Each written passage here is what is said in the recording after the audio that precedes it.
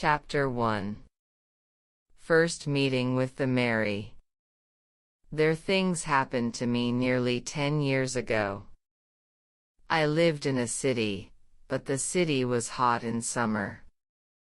I wanted to see the country. I wanted to walk in the woods and see green trees. I had a little red car and I had a map, too.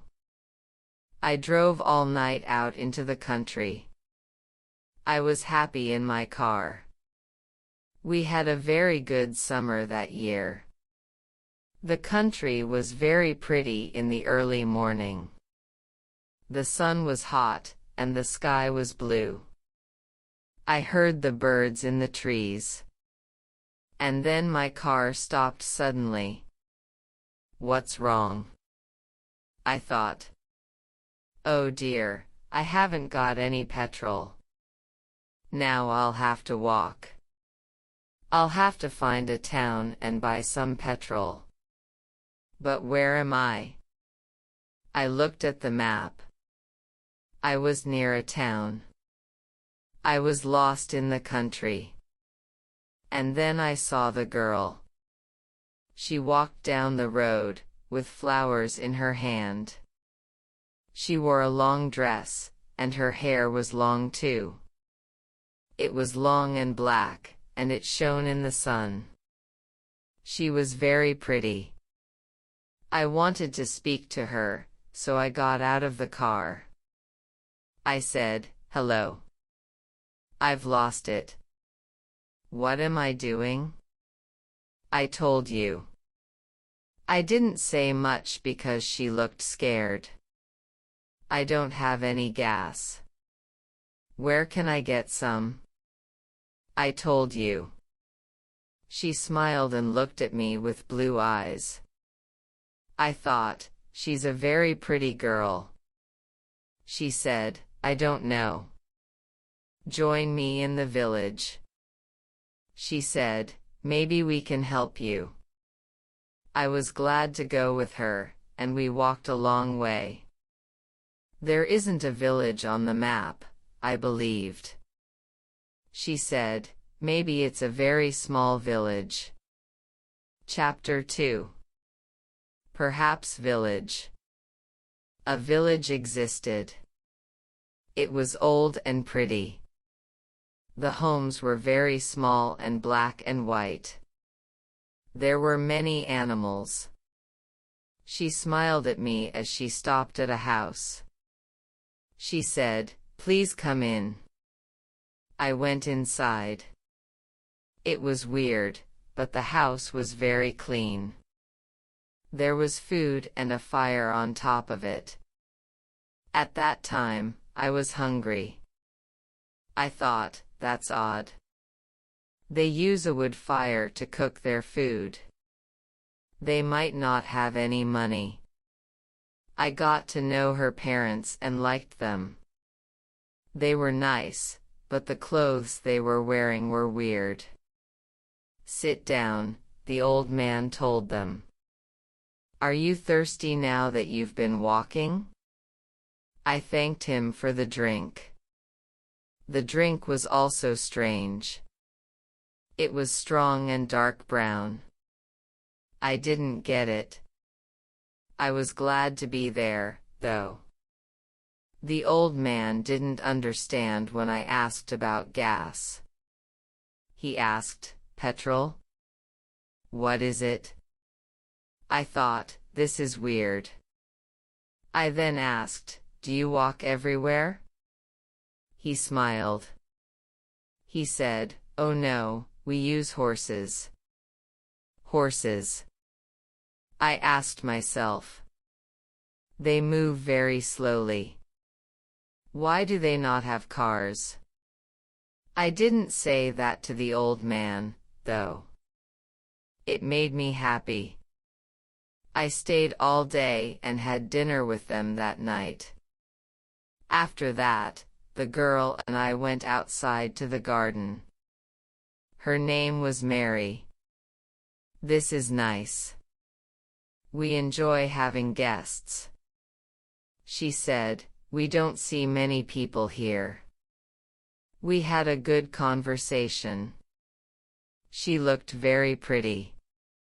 But after a while, she turned quiet and looked sad on her face.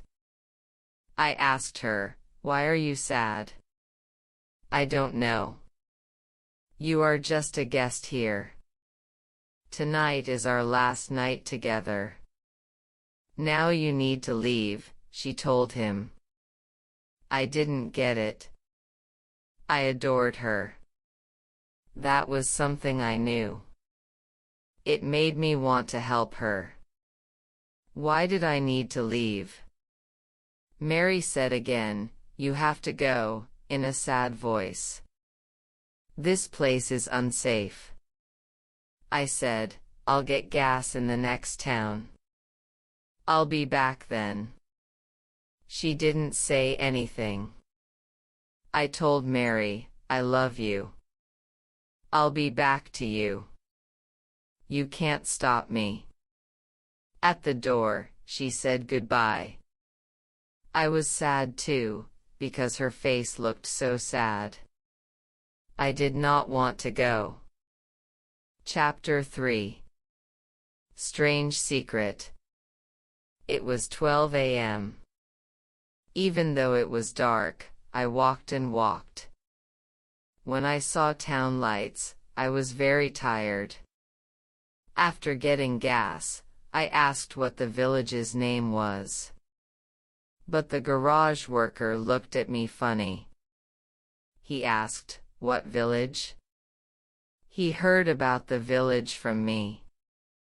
I told him about the strange people and the old houses. He looked at me strangely again. He gave it some thought and then said, "That's where there used to be a village, but it's not there anymore. Strange stories have been told about it." I asked, "What do people say about it?" He didn't want to tell me at first, but he did. The village had a big fire. Everyone died. There are no more people or homes there. I asked, "How did it happen? And then why?"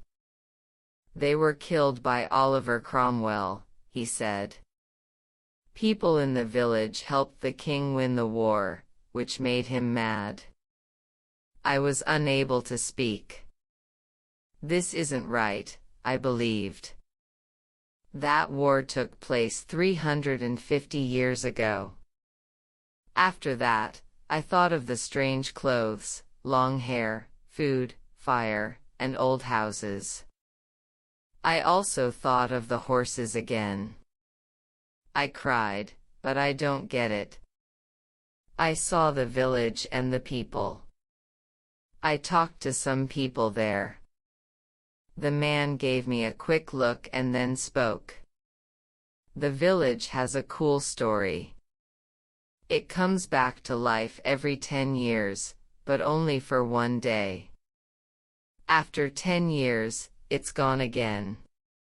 You can find the village on that day. You must leave before morning, or you will never leave." Is this true?